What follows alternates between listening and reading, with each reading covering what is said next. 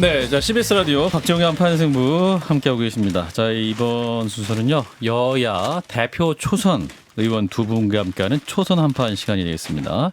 자 먼저 오늘도 문화일보를 들고 오신 아니 이게 습관신문이어서 저는 신문기자 출신이어서 국민의힘 최영도 의원님 어서 네, 오십시오. 최영도입니다. 네, 예, 감사합니다. 또 문화일보 출신이어서 꼭 문화일보를 들고 아니 오십니다. 습관신문이어서 이게 상황이 제일 업데이트 잘 돼 있어요. 아, 예, 석간이어서 들고 오신 거구나. 인쇄 활자에 익숙한 세대여서 알겠습니다. 그리고 약간 PPL적 성격이 있잖아요. 그 신문 색깔 아니 색깔이 굉장히 특이해서 항상 볼 때마다 문화일보인지 딱 티가 나거든요. 아니 알겠어요. 자 이제 우리 또 더불어민주당의 김한규 의원님 어서 오십시오. 네 안녕하세요. 근데 여야 저희가 대표 최고 초선 의원이 부담스러워서 맞습니까? 지금 아, 예, 저희가 정했습니다. 대표. 한판승부 대표. 한판승부 지정. 예, 국민의힘 더불어민주당 대표 초선 의원님. 저 김성회 예비 의원님께서 왼쪽으로 좀 살짝 이동해 달라는 제작진의 요구가 있습니다. 예, 예. 좋습니다. 자, 대표 아니십니까? 예, 의원 수준이 아닌데 예, 예. 저뭐 사전 선거 운동으로 엮어 넣으려고 하시는 대표급인데 지금. 예, 무슨 의원이 얘기 안 했기 때문에. 자, 자, 국민의힘 얘기부터 해보겠습니다. 자, 대통령실과 갈등이 빚었던 나경원 전 의원이 이제 저출산고령사회위원회 부위원장직에서 사퇴하겠다라는 뜻을 밝혔습니다. 자, 이걸 두고 이제 당대표직에 나가려고 하는 것이냐 아니냐 이 논쟁이 있죠. 자, 일단은 우리 최영도 의원님, 나경원 전 의원의 심리는 어떤 겁니까? 제가 뭐 관심법을 할 수 있는 사람도 아니고 모르는 이야기인데 저는 이제 언론은 아마 이걸 가지고 여러 상상을 펼치고 예. 또 정치에 어떤 함의가 있을까 이렇게 궁금하기도 하고 예.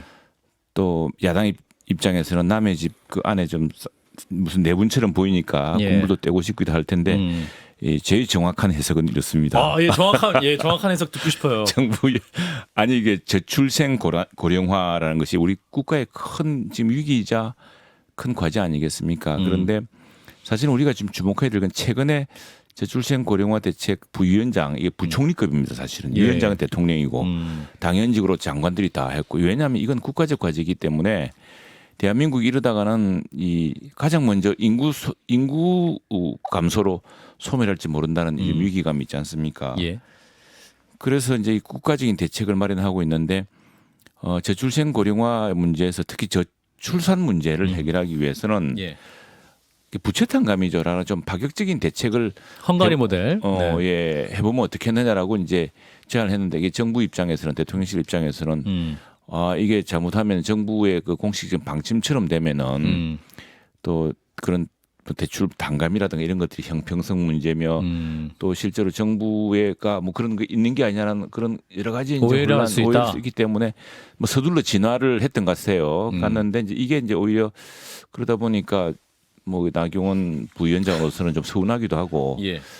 그래서 이제 뭐 소통을 하는 과정인데 이게 이제 무리가 커지고 하니까 예. 그렇다면 한번 내가 이 참 무리를 빚어 송구하다라는 그런 사의를 표시했다는 거죠. 예. 예, 난 뭐 거기까지라고 봅니다. 그리고 그 제가 이제 당 대표 이 문제를 들었으면 저는 이야기하기 어렵습니다. 왜냐하면은 어려우세요. 제가 우리 당 선관위원회 아, 원래 선거위원이세요? 저는 이제 당 대표는 거 뽑지 말자. 민주당도 뽑아서 안 되고 그 뽑아가지고 온통 당이 대표 리스크 지지 않느냐. 이제 원내정당으로 가자는 당대표 쪽에서 폐지론자시죠? 예, 했는데 예. 가장 중립적으로 보인다고 저를 당 전당대 김장현도 어디에도 속하지 않으셨어요? 전당대회 선거관리위원입니다. 제가. 그래서 이 문제는 전당대에 영향을 미칠 수 있는 이런 미묘한 문제는 답변하기 곤란합니다. 그래서 오늘 잘못 불렀어요. 그래서 대표를 다시 뽑아야겠다. 그렇군요. 자, 흐뭇하게 국민의힘 상황을 바라보고 계시는 김한규 의원님 말씀해 주세요. 아니 뭐 오늘 최영도 의원님이 말씀하기 어려우니까 제가 그냥 계속하겠습니다. 예, 그러니까 아니 남의 그 전당대에 영향을 미치는 발언 하시면 안 됩니다. 그것도 네, 제가. 아니 저는 뭐 한 발짝 떨어져서 이렇게 보면 예. 나경원 의원님이 오늘 이제 뭐 동작구청 신년 인사에도 갔고 서울시당 신년 인사에도 가고 끝나고 나서 기자들이 따라붙어서 이렇게 백부라는 내용들 얘기를 좀 들었더니 예.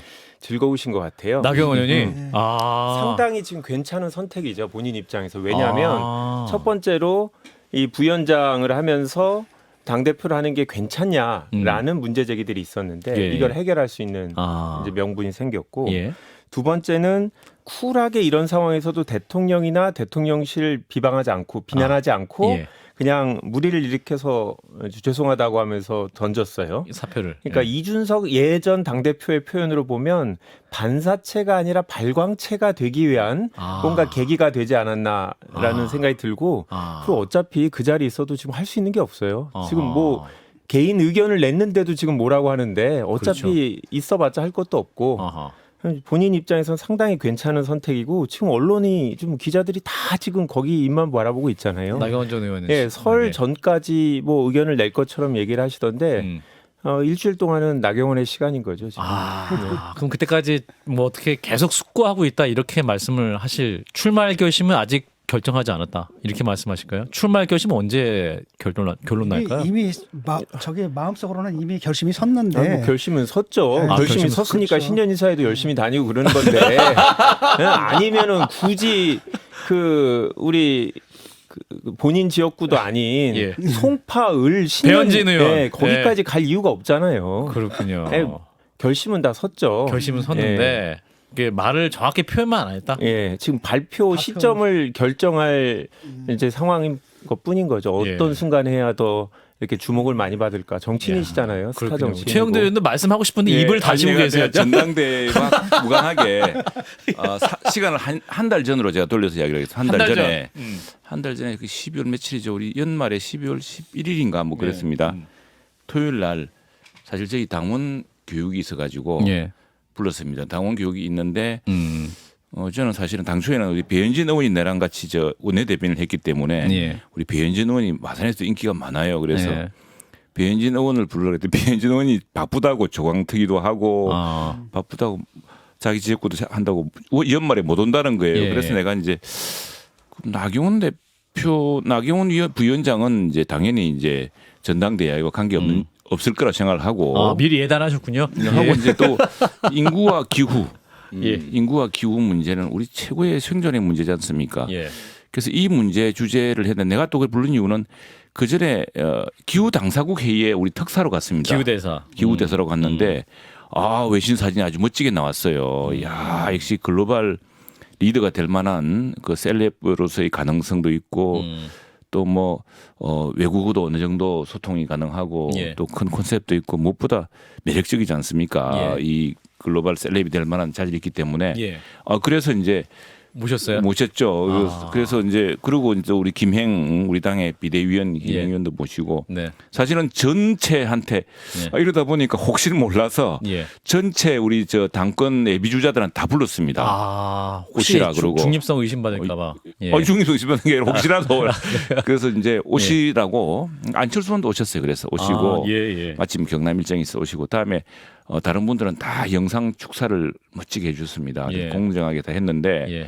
그때 내가 사실은 그랬어요. 그 당 대표 이런 거 안 할 거죠? 나경원 의원에게 물어보셨어요? 이게 인터뷰 공개하시는구나. 안 할 거죠? 아니. 그 예. 얘기하시려고 서두가 그러니까 너무 빌드업이 길어서. 왜냐하면은 그래가지고. 당 대표도 물론 역할이겠지만 나는 뭐 대부분 다 당 대표 같은 건 사실 지금 시대에 맞지 않다고 생각하는 사람이기도 하고 예. 당 대표보다 훨씬 중요한 역할이 있다. 이게 기후와 예. 인구라고 하는 유엔 사무총장 문제를 그 대답이 뭐였어요? 그래서 대답이 하실 뭐였어요? 거죠? 나경원 의원 그래서 대답이. 나는 왜냐하면 당 대표보다 훨씬 큰 역할이고 최근에 연합장을 보는데 연합장 보니까 예. 이게 우리 나경원 대표가 전국적인 인물이고 유명한 지도자지만 또 어떤 특정 이미지 지어진 이런 한계도 있지 않습니까? 확장성에 또 한계도 있고 한데 와 이거는 그 확장성을 무한으로 이제 넓힐 수 있는 젊은 여성들과도 대화하고 모든 세대를 넘어서 우리 세계 우리 나라의 문제를 논의할 수 있는 그 멋진 또 연합장이 너무 멋졌었어요. 그래서 청취자분들 결론이 뭐냐고 물어보시는데 뭐냐고 그 질문 결론이 당 대표보다 훨씬 중요한 역할이 있다. 그게 끝입니까? 나경원은 그래서 답변은 당 대표 답변이 어땠나요? 답변 나경원 의원. 그 공개할 수 없습니다. 아니 근데 그냥 뭐 듣고만 있었죠 뭐. 이거 예. 상도도 무관하야 이거. 듣고만 있었죠. 자, 우리 김한규 의원님 답변 주세요. 이제 대통령실이 나경원 전 의원을 향해서 새빨간 거짓말이다. 자기 정치하고 있다. 노골적으로 비판하고 있지 않습니까? 그동안에 이제 어떠한 뭐 사의 표명 문제에 대해서 이렇게 서로 갈등하는 이런 모습 보이는데 이게 대통령실 이 정도 입장 나오면 대통령 의중이 반영된 거죠. 대통령실도 근무해 보셨지 않습니까? 보좌진은 자기 생각을 얘기하는 사람들이 아닙니다. 그렇군요. 예, 새빨간 그리고- 거짓말이다. 이거는 대통령의 생각이다. 그리고 이제 대통령실에서 언론에 얘기할 수 있는 사람은 보통 관계자라고 하면 대변인, 고위 관계자라고 하면 수석급, 대부분은 홍보수석, 아하. 경우에 따라서 정무수석이거든요. 예. 이 사람들이 지금 뭐 본인 얘기를 할 수 있는 사람들은 없죠. 그래서 이미 나경원 의원은 본인이 친윤이 되고 싶어도 이 금지돼 있는 상태죠. 원천 봉쇄돼 있어서 이제 비윤이냐 반윤이냐 정도의 선택지만 이제 남아 있는 상태인 거죠. 비윤이냐 반윤이냐. 그런데 뭐 저는 당연히 비윤을 할 수밖에 없다고 생각하는데 첫 번째는 반윤을 하기엔 세력이 없어요. 지금 의원님들 아무도 안 계시잖아요. 나경원 뭔가 반윤이 주위에? 되려면 아하. 소장파에 뭐 이런 게 돼야 되는데 그게 예. 안 되고 두 번째는 이준석 전 대표의 실패 사례가 있기 때문에 반윤은 안 됩니다. 그래서 애매한 위치, 그러니까 대통령하고 각을 명확하게 세우지는 않으면서도 내가 반사체는 아니다라는 걸 보여주는 정도의 포지션을 잡을 수밖에 없지 않나라는 생각이 드는데요. 예. 이 모든 우리의 분석은 예상을 벗어나는 우리 대통령실의 적극적인 개입이 있을 수도 있기 때문에 아하. 그거는 진짜 예측을 못 하겠습니다. 아예 출마를 못하게 막는 모종의 뭔가 있을 수도 있는 거잖아요. 지금 하는 거 보면 불가능한 일이 없는 것 같아요. 당기로 오셔서 남성만 출마하게. 당대표. 아니 저 소장님이 좀 균형을 잃으셨어요. 예, 농담이었고요. 근데 저는 이번 문제에서 제가 실제로 심각하게 보는 것은 저는 의원님 의견에 동의를 100% 하는데 기후 문제랑 저출생 문제가 되게 심각하다라고 생각하는데 장시간 어떤 분이 이 분야의 적임자일까를 생각해서 나경원 의원을 모셨다기보다는 저출생위원회 위원장 맡기면 당대표 안 나오겠지 생각하고 했는데 그거 하고 나서도 계속 꿈틀꿈틀 뭔가 좀 움직이는 것 같으니까 그럼 거기다 얹어서 기후대사까지라고 하면서 나경원 대표의 출마를 막으려고 대통령실이 처음부터 이분을 여기다 기용한 것이 아닌가라는 의심이 지워지지가 않으니까 너무 적극적으로 이 당대표 선거에 집중하다 보니까 정작 중요한 기후 문제와 저출생 문제를 좀 등한시하신 게 아닌가라는 좀 걱정이 되더라고요. 그거는 이제 좀 약간 다른 것 같은데 뭐 제가 듣기로는 우선에 나경원 전 대표 부위원장의 경우에는 예. 뭐 사실은 대통령과 인연이 또 좀 있고 또 실제로 지난 선거 과정에서도 뭐 역할이 좀 있었고 또 무엇보다 좀 국가적으로 좀 공직 같은 것을 한번 하고 싶어 했다고 해요. 또 그런 의사도 전했고. 장관. 예. 그런데 국가적으로 보니까 가장 사실은 우리 그런 데서 큰 정치 지도자가 가는 게 필요한 것이 이 인구와 기후에 관한 특히 이 문제에 대해서 우리 예. 대한민국에서 이렇게 주목을 끈 그 부위원장이 있었습니까? 그동안은 이런 부위원장을 누가 하는지 이런 자리가 있는지도 몰랐을 거예요, 국민들이. 그렇죠. 네, 이렇게 예. 짧게 하신 분도 없었습니다. 그거야 계속 할지 모릅니다. 이게 이제 계속 할지 몰라요? 그럼 아니, 사표 수리가 안 될 가능성을 아니, 사표를 못 받았다는 거 아닙니까? 아니, 그러니까 지금? 저출산 대책이다라는 게 기본적으로 이게 돈이 드는 거잖아요. 근데 정부의 기조와 위배된다라고 하는 건 뭐냐면은 저출산 대책인데 예산은 안 드는 걸로 하라는 거죠. 근데 그런 대책은 있느냐? 당연히 존재하지 않는 거고. 그러니까 때문에 이 미션은 미션 임파서블인 거예요. 그럼 그 자리를 왜 줬냐라고 하면 당대표 나오지 말라고 지금 자리를 즐기라고 한 건데 자꾸 당대표 나오려고 하니까 문제죠. 정치적인 편향 해석이죠. 야, 예. 편향적이라는 해석이다. 국가적인 아니면 그 인구와 기후의 문제에 대해서 이렇게 큰 그 국민적 관심을 가진 사람 인물이 예. 정치적 인물이 딱 서니까 벌써 주제도 커지고 그런 주제가 서서 대통령실 상당히 적임자를 예. 맡겠다 저는 특히 생각합니다. 전 사회수석이 나와서 반박하기보다는 사회수석이 우리 나경원 부위원장을 찾아가서 대통령 뜻이 그렇지 않으신데라고 좀 한번 지그시 설득하는 절차를 밟았더라면 좋았지 그냥 않았을까. 하나의 의견인데 네. 참고할 수 있는 하나의 의견이고 네. 뭐 한번 논의해 보겠다 뭐 이렇게 얘기하면 될 건데 예. 굳이 나서가지고 자, 이 상황에서 이제 이준석 전 대표가 또 등장을 했습니다. 이제 골대를 들어 옮기는 것으로 안 되니까 자기 팀 아니라고 생각하는 선수들을 두들겨 패기 시작했습니다. 사실 애초에 축구가 아니었거든요. 이렇게 이제 이준석 대표가 말했습니다. 이분은 이제 선거 안 나오실 거니까 최영도 의원님 논평해 주세요. 이준석 대표.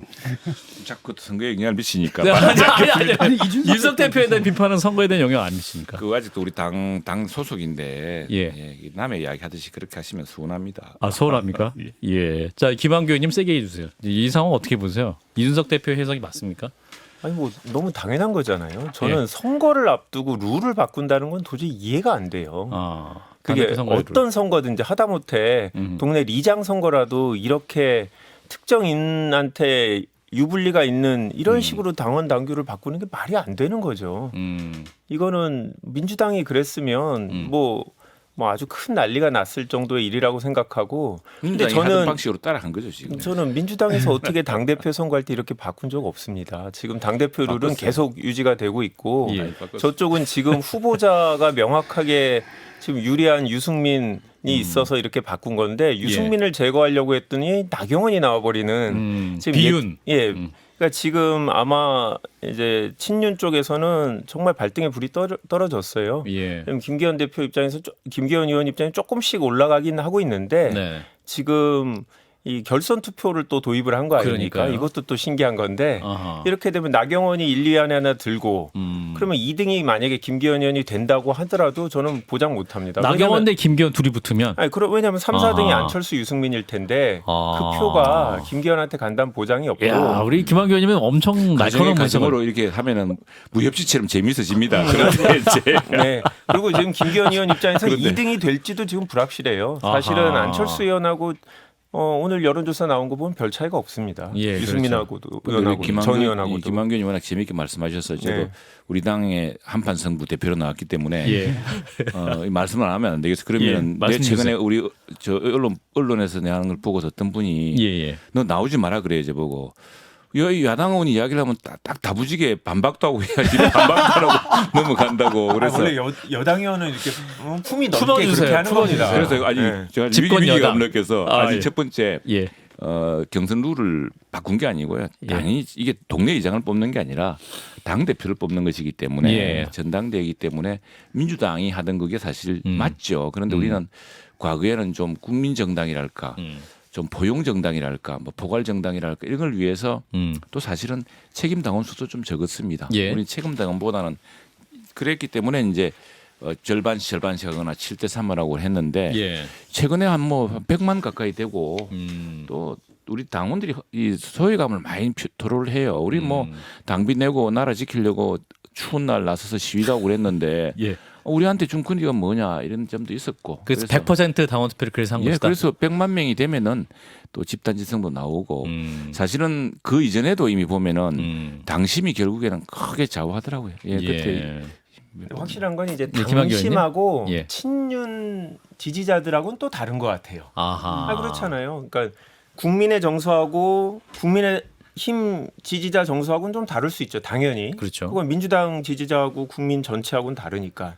그런데 보니까 국민의힘하고 분명히 친윤하고도 다르다라는 게 오늘 여론조사에서 드러났잖아요. 그렇죠. 김기현 의원이 과반수는커녕 지금 3분의 1도 안 되는 전체 예. 그런 거 보면 지금 뭐 현재 상황으로서는 상당히 빨간불이 들어왔고 나경원 전 의원한테 엄청난 선물을 주지 않은 이상 쉽게 포기하지 못할 테니까 좀 뭐 줄 것도 없거든요. 근데 이제 이게 그렇기 지금- 때문에 원래는 저희가 생각했을 땐 우리 전현희 권윤희 위원장이 임기 내에 임기를 지키지 않고 아하. 중간에 사퇴를 하면 나경원 전 의원 정도가 유력한 후보가 아니겠느냐. 또 임기가 3년이기 때문에 묶어놓기도 편하고.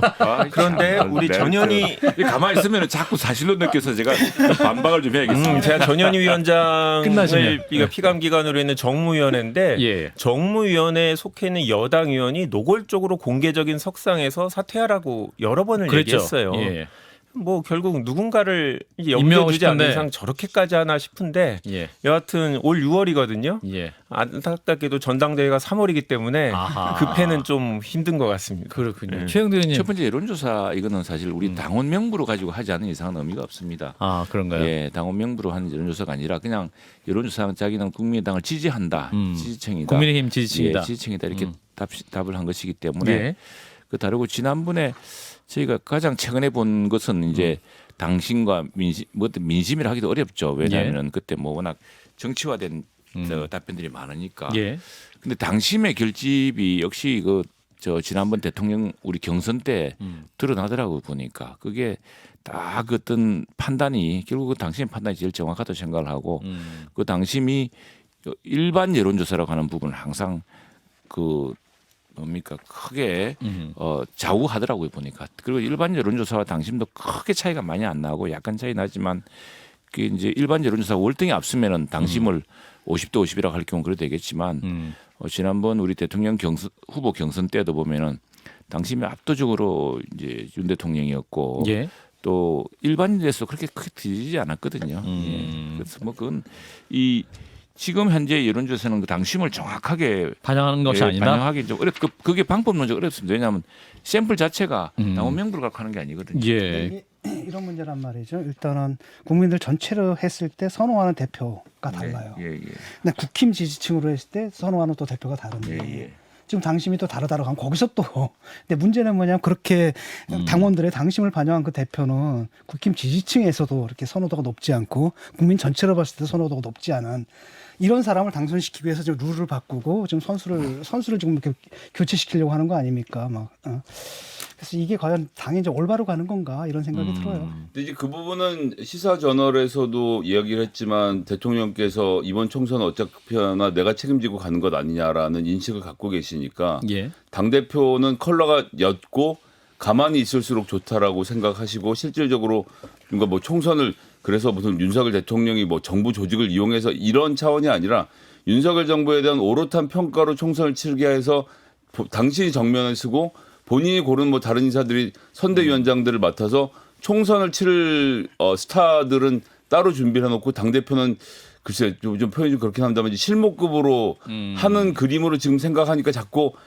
문제를 안 일으킬 사람을 찾고 있는 거 아닌가 이런 생각이 들더라고요. 그 당대표 역할이 야당 당대표는 이제 과거 우리 DJ YS 때 목숨 걸고 정말 당을 지키고 이런 분들이 좀 그런 분들이 있었지 않습니까? 예. 아주 레전드 같은 분들이 계셨는데 그 뒤로는 야당도 그렇고 별로 당대표 역할이 또 장수가 없었습니다. 장수 한 분이 없고 예. 그리고 통상적으로 여당은 과거에는 대통령이 당대표를 임명을 했습니다. 당이 대통령이 총재였고 그런 시절도 예, 있었고. 그런 시절도 있었고 다음에 뭐 지금도 그렇게 하면 그걸 저는 떠나서라도 사실은 대통령이 총선을 좌우하죠. 모든 국민들이 다 알고 있는 사실이고 우리 여당 내에서도 알고 있는 사실이고 만일 대통령의 인기, 대통령의 어떤 성과가 내년 4월까지 가시화되어서 그 그렇군요. 결집이 되지 않으면은 선거 결과가 알겠습니다. 예, 그래서 자, 오늘 안철수 국민의힘 의원이 김현정의 뉴스쇼에 나와서는 아직 윤심은 없다. 김장연대 강하지 않을 것이다 이렇게 얘기했는데 자 우리 최영도 의원님은 중립을 지키셔야 되니까 김한규 의원님 윤심 아직 정해지지 않은 겁니까? 윤심이요? 예. 윤심은 명확하게 정해져 있죠. 그거는 이게 그것 제가 그렇지 않다고 공식적으로 그렇지 않다고 얘기했어요. 예, 김한규 의원님 윤심이요? 예, 누구죠? 아니 뭐 장제원, 권성동, 예. 뭐 이 양대 이제 친윤 이 두 분이 한 분은 안 나오고 예. 한 분은 김장연대 선언했고 예. 명확한 거잖아요. 나머지 후보는 근데 이제 문제가 친윤 입장에서 문제가 뭐냐면 예. 안철수 후보는 아직 완벽하게 우리 사람이 아니다. 좀 두고 봐야 된다라고 얘기할 수 있어요. 유승민은 과거 믿지 못할 사람이다라고 있는데 나경원은 그게 안 되는 거예요. 지금 알겠습니다. 그래서 지금 이제 비운으로 만들려고 하시는 건데 아니 뭐 친윤은 정해져 있죠. 네, 여기서 잠깐 마무리하고요. 잠시만요. 네, CBS 라디오 박정희 한판 승부 함께하고 계시죠. 네, 초선 한판. 자, 여야 대표 의원들 두 분과 함께합니다. 국민의힘 최영도 의원님 그리고 더불어민주당 김한규 의원님 두 분과 함께하고 있는데요. 자, 국민의힘 전당대회 이야기 약간 마무리가 안 돼서 자, 안철수 의원 오늘 나경원 의원이 당 대표 나오면 좋겠다. 흥행될 거다 이렇게 이제 진단하고 이런 상황입니다. 최영도 의원님도 전당대회 흥행되면 좋으시잖아요, 그죠? 선거관리위원이시지만. 국민적 관심사 속에 예. 국민적 관심 속에 우리 당원들의 집단지성이 발휘되는 멋진 경선이 될 거로 믿습니다. 그리고 이번 당 대표는 예. 우리 당을 더욱 선진화시키고 예. 위기의 시대에 대통령을 뒷받침하는 그런 훌륭한 정당이 될 거로 믿습니다. 질문의 요지는 뭐였냐면 나경원 의원이 출마하는 게 흥행에 도움이 될까요? 저는 당 선관위원으로서 이번 전당대회를 성공적으로 만드는데 예. 노력할 야, 이게 질문의 의도를 잘 파악하시는 분인데. 자, 김한규 의원님.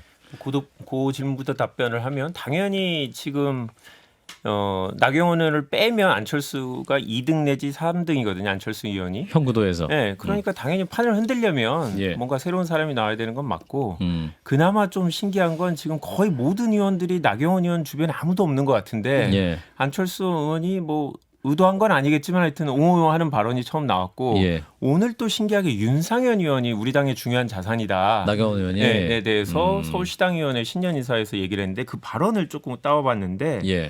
윤석열 정부의 성공과 총선 승리를 위해서는 국민의힘의 고질적이고 병폐적인 DNA를 혁파해야 된다. 아. 뺄셈 정치의 DNA, 이기주의의 DNA, 이익 집단의 DNA, 그리고 군림하는 DNA를 혁파해야 한다라고 하셔서 예. 윤상현 의원도 오늘부터 반윤 선언이지 비윤 선언인가? 원래 저는 새로운 친윤이라고 뭐 했었는데 하여튼 윤씨고 그죠? 예. 우리는 원팀이어 된다라고 얘기를 해서 아마 윤상현 의원도 약간 네. 이미지상 일단 당내에서 이렇게 누구를 찍어내게 하는 것 자체는 안 좋다라는 판단하시는 것 같고 저는 그건 맞는 판단인 것 같습니다. 예. 아니 그 선거라는 게 다들 나와서 룰을 정했잖아요. 자기들 원하는 방식으로 정했으면 그렇죠. 그럼 다들 나와서 그냥 중구난방 떠들게 하고 그다음에 뭐 당심을 따른다면서요. 그럼 당원들의 의사에 맡기는 게 좋지. 인위적으로 예컨대 권성동 이 사람은 그냥 정리시키고 대통령실에서 정리시키고 그다음에 나경원은 또 계속 또 정리시키고 이런 방식으로 왜 하는지 난 이해가 안 돼요. 저는. 예. 자, 일단은 국민의힘 전당대회에게는 최영도 의원님이 침묵을 지키고 계시기 때문에 자, 더 말씀을 잘할 수 있는 이슈 예. 두 번째 이슈 넘어가겠습니다. 그 지금 위기 시대에 예. 대한민국을 새롭게 알겠습니다. 도약시킬 정당으로 발바꿈시키는 전당대로 만들겠습니다. 예. 자, 이재명 더불어민주당 대표 어제 검찰 소환 조사 받았고 12시간 만에 종료가 됐죠. 조사 받으러 갈 때뿐 아니라 마치고 나갈 때도 수많은 지지자들이 있었고 또 당 지도부도 함께 자리를 지켰는데요. 자, 이 상황은 어떻게 보셨는지 최영도 의원님부터 말씀 주실까요? 이게 참 딜레마, 민주당이 딜레마에 빠진 것 같습니다. 이게 네. 야당 대표는 검찰 수사에 쓰여야 되는 게 아니지 않습니까? 그런데 이게 뭐 야당 대표가 검찰 수사를 받는 것 자체가 부당하다는 뜻이 이야기를 하고 있거든요. 그렇게 네. 말하자 것 같으면은 현직 대통령도 탄핵 소추를 당하는 세상이고 또 전직 대통령도 대통령 끝난 지 10년 지나서 뭐 5년 지나서도 그 여제 범죄를 특검을 가지고서 해서. 하는 예. 세상인데 예. 야당 대표가 되었다고 지금 더욱이 그것도 갑자기 이 정부 들어서 대통령 선거가 지나서 생긴 사건이 아니라 지난해 지지난해 민주당 경선 과정에서 또 이재명 대표가 지사 시절에 벌써 제기가 되어서 고발이 들어와서 예. 시작된 사건이 마무리되지 않고 있던 것을 그나마 야당 대표 되는 바람에 수사가 지연되고 해서 늑장되고 있는데 이 수사도 하지 말라는 거냐 그러면은 이런 이제 상당히 그 자충수 좀 앞뒤가 안 맞는 게 있죠. 그래서 그런데 거기에다가 지금 그 많은 민주당 의원들조차도 이제는 좀 그렇게 법리적으로 당당하고 하다면은 당 대표라는 타이틀을 버리고 예. 본인의 그걸로 이제 소명을 해라. 예. 우리 저 정의당의 그 이은주 비대위원장이 지난 비교섭 단체 연설에서 이야기했지만 정말 그럴수록 가혹한 칼날에 스스로를 맡기고 당이나 국회는 그 수사와 끌어들이지 마라. 이렇게 이야기했거든요. 예. 그런 모습과 완전히 반대되는 것이고 다음에 또 뭐 저 제 내부 분위기도 보면은 뭐 6시에 난 나가야 된다든가 아니 본인이 소명하러 왔으면 끝까지 소명하고 일문일답을 통해서 반박하고 그래야 되는 거 아닙니까? 예. 그런데 답을 정해놓고 가서 나는 진술서에 이미 준비된 서면 외에 진술할 게 없다 그러고 근데 그런 그랬다는 어떻게 답변했다 그런 내용이 또 바로 또 언론에 공개되고 있잖아요. 그럼 그건 정보 누가 주는 겁니까? 그런 과정에 물어보기도 하고 또 예. 여러 가지 뭐 그 꼭 그게 여러 경우가 있지 않겠습니까? 김한규 의원님, 변호인도 그 변호도 많이 해보셨으니까 변호인도 이런 그렇게 과정에 이야기할 수도 어떠한 있고. 그 소환 조사 받은 다음에 답변을 이렇게 했고 뭐 놀라더라 이런 건 누가 알려주는 겁니까? 그 방에 누가 있었을까요?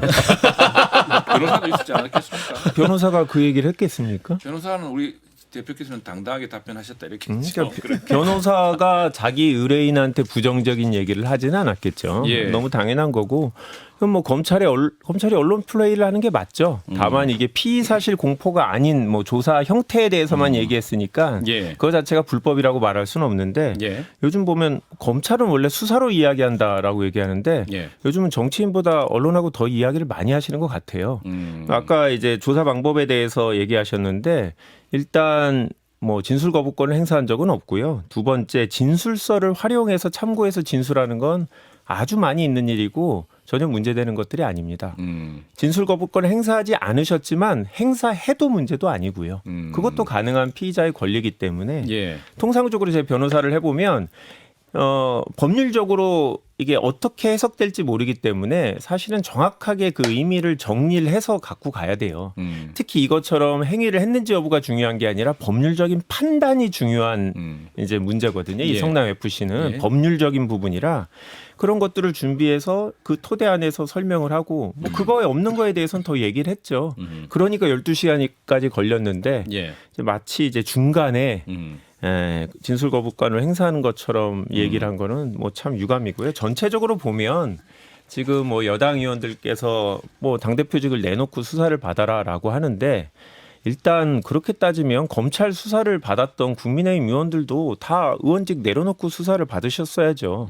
아니잖아요. 그중에 무죄를 선고받으신 분도 있고 내려놓고 했다가 다시금 돌려받을 수도 없는 거잖아요. 근데 원래 이재명 그거는 이제 원칙하고는 좀 다르니까요. 원칙은 그거는 다르고. 이제 좀 무리한 요구라고 생각을 하고요. 당대표 그다음에 야당 당대표 수사를 받을 때 뭐 저는 안 갔습니다만 지도부가 이제 힘을 동의했다. 모아서 같이 가기로 이제 결정해서 가신 것 같은데 야당 지도부가 간다고 검찰이 뭐 눈 하나 깜짝하고 수사를 뭐 봐주거나 그러지도 않는 세상이고요. 예. 혼자 가는 것도 방법이었겠죠. 뭔가 그것도 전략적일 수 있어요. 오히려 내가 핍박받는 야당 대표자의 모습을 보일 수 있는데 그러면 또 반대로 역시 당에서 버림받은 이재명 뭐 이런 식으로 또 공격하는 분이 있었을 거고 예. 뭐가 맞는 방법인지는 모르겠어요. 저라면 뭐 좀 다른 선택을 했을 수도 있겠는데 예. 뭐 하여튼 그거 갖고 지금 뭐 수사받는 방식 갖고 왈가불가할 건 아니고 일단 중요한 거는 수사를 받았다는 거죠. 조사를 받았다는 거고 군사정권 이후로 야당 대표가 수사받은 게 처음이라는 거 아닙니까? 수사 피하고 있지 않고 뭐 기소는 당연히 하지 않을까 싶고 법원에서 판단이 되겠죠. 네. 그래서 이제 그 문제는 검사실에서 무슨 일이 있었나보다도 검찰실 밖에서 당당하게 조사받겠다는 모습과 완전히 배치되는 거였거든요. 그리고 지금 민주당 내에서도 뭐 많은 의원이 이제 심지어 그 한때 측근이었던 의원들조차도 당당하게 혼자서 하라. 이게 의원직을 내려놓는 게 아닙니다. 의원직을 예. 유지하고서 그래서 면책 특권 무슨 뭐 그 다 불체포 특권도 다 갖고 있지 않습니까?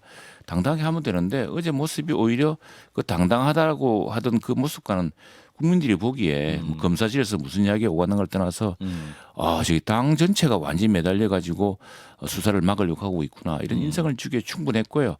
다음에 그 제3자 뇌물죄에 대한 법리 다툼이라고 해서 그렇게 당당히 자신 있다면은 법정에서 다투면 되는 문제고 또 검찰 내에서 조사 과정 다투면 되는 문제거든요. 그리고 지금 민주당 의원들이 그 말로서 하는 거하고 그 위력 시위하듯이 검찰청 앞에 가서 그렇게 하는 것 자체가 당당하지 않았다 이렇게 생각이 듭니다. 저는 이재명 대표 수사 받으니까 당 대표 그만두라고 말씀하시는 분들에게 똑같이 돌려드리고 싶은 얘기가 있는데 지금 패스트트랙 국회 난동 사건 혹시 기억이 나시는지 모르겠는데 이거 한 30한 5개월쯤 된 얘기거든요. 예. 여기에 지금 재판을 받고 있는 사람이 나경원 의원, 그다음에 이미 도지사가 된 김태흠 도지사, 그다음에 이정우 대전시장, 그리고 장제원 의원까지. 박범계 전 장관도 있죠. 예, 뭐 이제 예, 그런 분들이 재판 받고 계신데 뭐 박범계 전 장관 지금 거긴 선출직이니까 공직에 나가 있는 상태는 아닌 건데 그런데 이제 이런 분들이 지금 당대표 선거 나가고 뭐 사무총장 한다고 김장연대 얘기를 하시는데 이 재판은 지금 3년 넘게 1심에서 머물러 있는 이런 상황. 이거 굉장히 이상하거든요. 그러니까 같은 논리대로 하면 출마할 자격이 없다라고 저희가 말을 해야 되는데 그런 건 아니겠습니까? 아니, 이런 상황에 누구도 대해서도 당대표를 해소가 안 되는 거. 아니, 민주당에서 선출한 당대표를 우리가 그만두라 할 수 있나요? 그렇게 이야기한 적은 없고 당대표라는 그 방탄을 입고 전당을 동원하지 마라. 그냥 당당하게 혼자 가서 당당하게 하시라. 사탕 하나 더 먹은 것도 없는데 뭘 그렇게 두려워할 게 있느냐 이런 이야기. 이재명 대표가 그런데 이제 윤석열 대통령을 겨냥해서 사적 복수에 공적 권한을 사용하면 도둑이다. 또 이런 발언을 했습니다. 그러니까 현재 수사가 사적 복수다. 이렇게 생각하시는 것 같은데 이 궤변이죠. 발언은 어떻게 판단해야 될까? 이건 김한교 의원님 말씀 주세요. 사적 복수입니까? 네, 기본적으로 이 사건 자체는 뭐 사실 성남시장 재임 중에 있었던 거니까 예. 좀 시간이 됐죠. 대통령 후보 내지는 대통령이 못 되고 나서 일어난 일은 아니지만 예.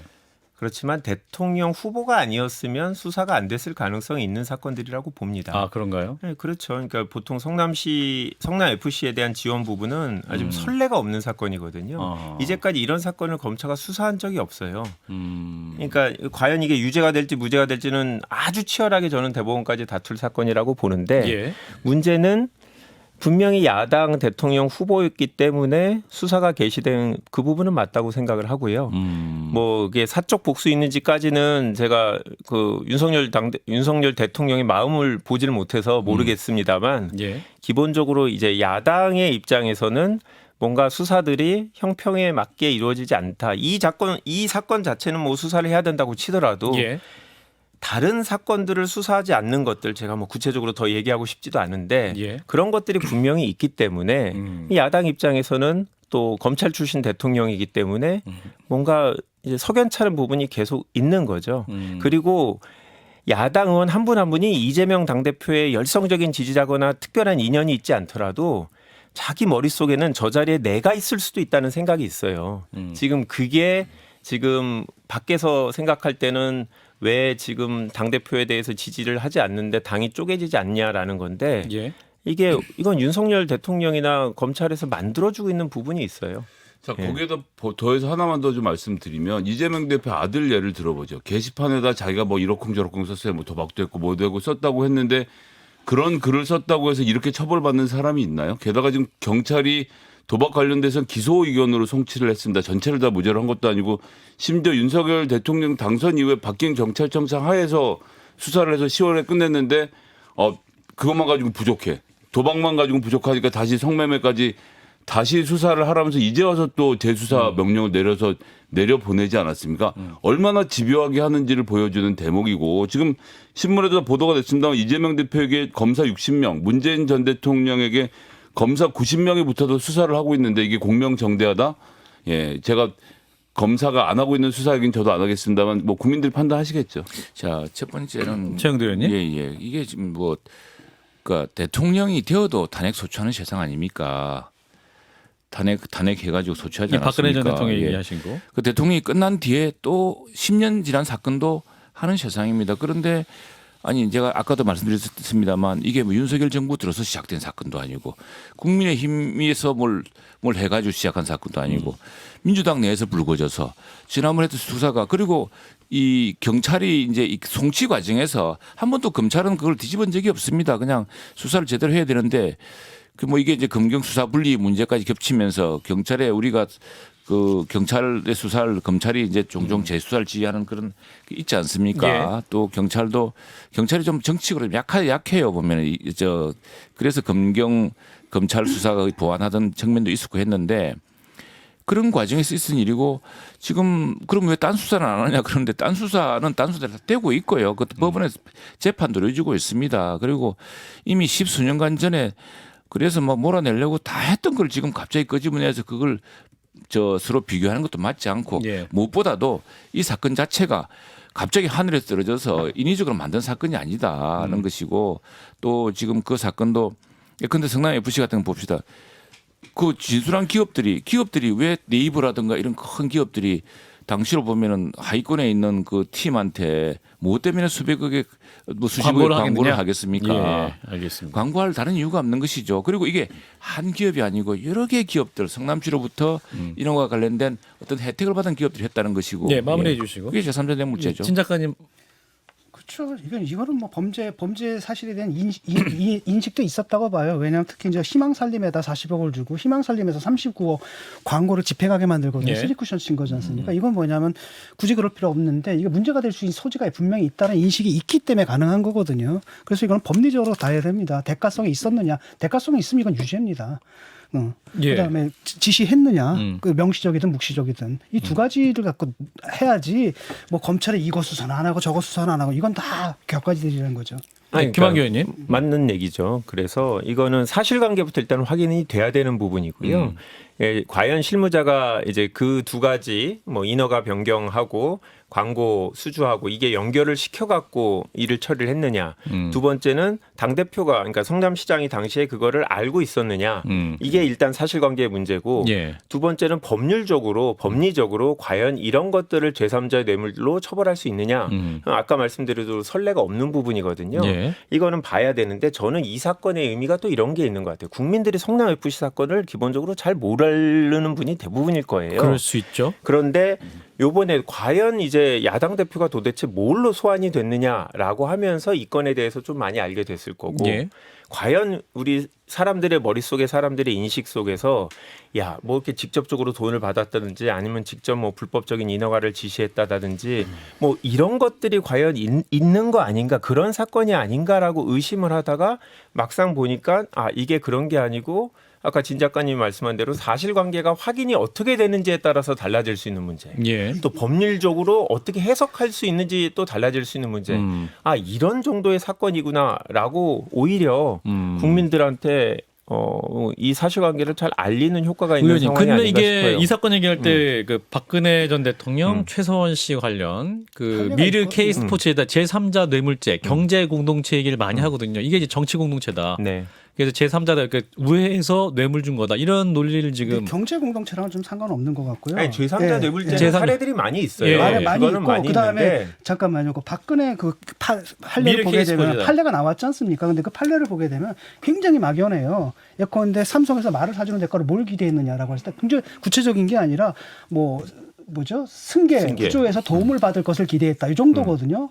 그다음 또 하나는 뭐 명시적인 언급이 있었던 것도 아니고 또 하나는 뭐냐면 명시적인 청탁이 있었느냐 그것도 아니란 말이죠. 그래서 묵시적 청탁만을 가지고도 이게 죄가 유죄가 됐는데 이 경우는 너무나 명시적이거든요. 구체적으로 성남시에서 뭘 요구했는지 그 문건이 나왔고 그다음에 그쪽에서 두산에서 뭘 요구했는지 문건이 지금 나와 있는 상태고 그다음에 정진상 실장한테 다 맡겼다는 진술이 네. 있는 거고 그다음에 자기 측근이잖아요. 그다음에 인허가권자가 자신이고 라고 했기 때문에 이것은 뭐 제가 볼 때는 진짜 뚝 떨어지거든요. 그리고 이게 저 본인이 얻은 이득이 없다라는 주장도 좀 앞뒤가 맞는 것이 2015년에 이재명 시장이 이런 이야기를 했습니다. 예. 성남 구단이 잘 운영되는 것을 보니 아 시민들이 더 큰 역할을 맡게 되겠다. 이런 소리를 듣는 게 내가 노리는 정책 이득이라고 했습니다. 그러니까 당시에 일화 구단이었죠. 좀 이렇게 재정도 약하고 아주 하위 구단이었습니다. 이게 이제 그 여러 가지 인허가를 주면서 몇십억 광고를 주고 해가지고 구단이 튼튼해져서 구단이 네. 올라가면서 그것이 이재명 시장의 치적이다. 이렇게 얻는 것이 자기 그게 목적이라고 그랬습니다. 이익이다. 자, 김한규 의원님. 검찰발로 그런 얘기가 나오는데요. 뭐 그거는 전혀 법률적으로 맞지가 않는 내용이고요. 그렇게 따지면은 이런 사건만이 아니라 수많은 사건까지 확장될 수 있기 때문에 그 부분은 아니고 예. 이제 진 작가님이 말씀하시는 부분은 쟁점이 될 거예요. 분명히 과연 이제 이재명 대표가 정말 그걸 알고 했느냐, 알고 지시를 했느냐, 그리고 그렇게 오간 문건들이 정말 성남시에서 인허가를 해주는데 조건으로 진짜 논의한 게 맞느냐 그런 것들은 이제 사실관계의 문제이기 때문에 확인이 돼야 되는데 예. 그런데 인허가 용도 변경을 할 때 그거 자체에 대해서 또 기업이 기부 체납을 했단 말이죠. 대가를 그렇죠. 제공을 했거든요. 예. 이제 그런 면들을 고려할 때 뭐 제가 형사 변호인은 아닙니다만 이 사건은 그렇게 쉽게 법원에서 뭐 유무죄를 결정하지 않고 저는 이거 상당히 법리적으로 다툼이 다툼의 많은 여지가 있다. 사건이라고 저는 봅니다. 법리적으로 다툴 건 없다라고 보고요. 그다음에 이득을 받느냐 안 받느냐는 사실 죄의 성립과는 무관한 거잖아요. 오히려 범죄의 동기를 설명해 주는 거고요. 왜냐하면 이제 어제 그 김재훈 의원한테 들은 얘기인데 뭐죠? 그 공모의 뭐 불가매수성 이게 그 법률이 보호하는 법이기 때문에 어쨌든 합법적이든 불법적인 네. 방식든 이득을 줬다라고 한다면 죄가 이제 성립해 볼 어떤 대가를 조건으로 해서 그 혜택을 줬다고 한다면 일단 죄가 성립하고요. 또 하나는 뭐냐면 저는 중요한 게 불법성에 대한 인식이거든요. 희망사를 공직의 통해 불가매수성. 3쿠션 돌렸다라는 것은 불법적이다는 걸 알고 있었다는 얘기예요. 근데 이제 알겠습니다. 기본적으로 김한규 의원님. 이 사건은 또 제3자 뇌물죄는 부정한 청탁이 있어야 되는 거거든요. 예. 과연 인허가 변경을 하면서 그거에 따라서 또 100억 정도인가요? 하여튼 그거에 대해서 기부 체납을 했는데 예. 그렇게 인허가를 하도록 요청한 게 부정한 청탁이었느냐? 이건 또 법률적으로 저는 분명히 봐야 될 부분이라고 생각합니다. 그러니까 병원을 짓기로 해가지고 싸게 샀단 말이죠. 72억에 샀는데 거기가 부동산이 1조가 됐단 말이죠. 이걸 가지고 뭐 정자동 땅 200억, 그 다음에 저기 광고료 50억 받고 이런 혜택을 안겨주는 게 사실은 이 모든 혜택들이 뭡니까 환수가 돼가지고 시민들한테 돌아가야 될 거 아닙니까? 이건 어떤 특정한 사람들한테 준 거잖아요. 이 굉장히 큰 특혜를 줬다. 예. 근데 그 이제 용도 변경 같은 경우는 도시위원회가 별도로 존재해서 진행하는 것인데 그럼 도시위원회까지 다 연루가 되어서 이렇게 범죄를 저질렀다라고까지 가야 되기 때문에 그러니까 이 조닝 이 도시계획을 만들면서 그 지역에 상업지구로 할지 뭘로 할지를 정하는 별도 위원회가 있는 알겠습니다. 것까지를 포함해서 생각하셔야 됩니다.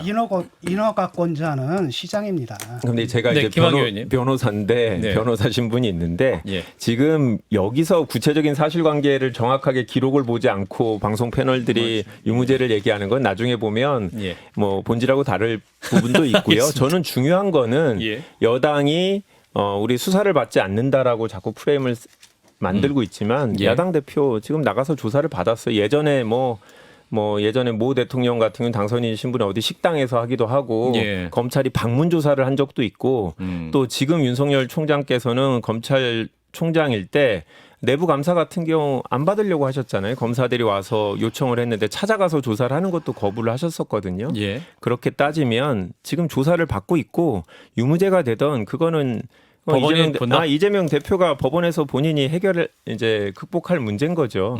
예, 그런데 이제 수사를 안 받는다 프레임. 뭐 이런 것들은 이제 더 이상 안 통하지 아니, 않을까 싶습니다. 반대편에 뭐가 있냐면 검찰 프레임이 있지 않습니까? 검찰의 네. 보복 프레임이 있고 말도 안 되는 얘기들을 좀 하고 있는 건데 한 가지 분명한 건 뭐냐면 이 법률적으로 무관한 얘기를 해요. 지금 민주당하고 이재명 대표 측에서는 뭐 이게 뭐 기업을 유치했다는 등 뭐 나한테 한 푼도 안 돌았다는 등 사실 법률적으로 이relevant한 거거든요. 근데 그런 얘기를 왜 하느냐라는 거죠. 이 문제를 정치화하겠다는 건데 그것은 바로 뭐냐면은 정치화를 한다 하더라도 일단 뭐가 되냐면 사실관계 네. 좀 전에 얘기했던 법리적으로 이겨놓은 다음에 그걸 해야 되는데 이게 안 되니까 자꾸 엉뚱한 데로 간다는 느낌이 있어요. 법리적으로 하는 건 재판에 가서 하면 되는 거고 정치인이 자기 입으로 이야기하는 건 이야기하는 부분이니까요. 아니요. 지금 정치적으로 대응할 때도 법리적인 부분을 갖다 정리적으로 대응을 해놓은 다음에 해야 된다는 거죠. 아니요. 그 부분도 안 하고 있는 건 아니에요. 그러니까 저는 디테일하게 예. 이제 나온 법률적인 해명 부분들을 디테일하게 봤는데 아까 예. 제가 말씀드린 것도 사실은 뭐 제가 따로 연구한 게 아니라 이제 그쪽에서 나온 주장들을 이렇게 본 거고요. 예. 지금까지는 사실 피의 사실이 거의 그대로 공개되면서 대장동이나 사건이나 이 성남 FC 사건들이나 일단 재판도 한번 드러내지 공개된 사건이 없었는데 국민들이 다 아는 사실관계 피의 사실이 돼 있잖아요. 네. 이런 상황에서 국민들이 갖고 있는 이미 선입견들이 있기 때문에 그런 부분에 있어서는 법적인 외에 어떤 정황들도 설명을 할 수 있는 기회는 주어져야 된다고 생각합니다. 이게 이제 문재인 정부 때 사실 시작된 수사입니다. 네. 워낙 문제가 불거지고 또 이득을 본 사람이 있으면 또 손해를 본 사람도 있고 배가 아픈 사람도 있고 그러지 않겠습니까? 그래서 되었는데 그 수사가 지지부진하고 이 지연되면서 그 사이에 뭐 많은 사실관계들 그 당사자들 관계들 근데 어떤 것 중에 보면은 어떤 경우는 막 뭡니까 그 과징금이란 거예요? 부과되는 거 뭘 이게 건축 위반이었다 그래가지고 막 예. 벌금 같은 있잖아요. 예. 그 하던 게 갑자기 중단되고 그게 또 인허가 나가는 예, 알겠습니다. 사례도 있었고 그건 뭐 마무리해야 되죠. 성남시에서 오랫동안 진행되면서 나온 이야기죠. 이 이게 얘기를 뭐 마무리해야 될 것 같은데 오늘 이제 문화일보가 단독했는데 그 아, 검찰이 성남 FC와 대장동을 묶어서 이재명 대표에 대해서 구속영장을 적극 검토하고 있다라는 기사가 있어요. 자, 김한규 의원님은 법률가 입장에서 이게 구속영장 발부될 만한 사유가 있습니까? 판사는 아니시지만 물론. 검찰이 만들고 있죠. 그러니까 만들고 무슨 있으니까. 말이냐면 이게 도주 우려는 당연히 없다고 볼 거고 예. 문제는 증거인멸 가능성인데 예. 증거가 물증만이 아니라 이제 사람의 증언들이 있기 때문에 그렇죠. 그런 부분은 항상 우려가 있어요. 그분들이 다 구속되지 않는 이상 만날 수 있으면 다 증거인멸 우려가 있다고 보고 어제 지금 검찰에서 관련된 증거들을 모두 다 이재명 대표한테 제시를 안 했다는 거예요. 왜냐하면 그거에 대해서 증거인멸 우려가 있기 때문에 아하. 그 얘기를 지금 밖으로 내고 있다라는 건 증거인멸 가능성이 있는 상황이다라는 분위기를 검찰이 만들고 있고 왜냐하면 만약에 기소하기 전에 정말 이 사건에 있어서 이재명 대표가 혐의가 있는지 없는지를 보려면 관련된 증거들도 다 제시해서 의견을 물어보고 참고인들 다 불러서 대지를 하거든요. 아하. 정말 그렇게 일반적인 수사는 해요. 예. 근데 이 사건들은 그런 걸 안 하고 감춰놓았다는 거예요. 전략상.